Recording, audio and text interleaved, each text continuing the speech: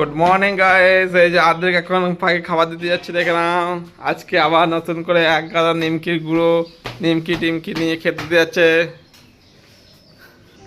এই যে গাইস দেখো, আদ্রিক অনেক নিমকির গুঁড়ো দিয়েছে। সোনা ছেলেটা তো আজকে আমাদের পাখির ব্লগ করব, খুব সুন্দর হবে। ক্যামেরাটা এখানেই রাখবো, দেখবো পাখিরা কি করে। ওকে, না না ভাঙবে না।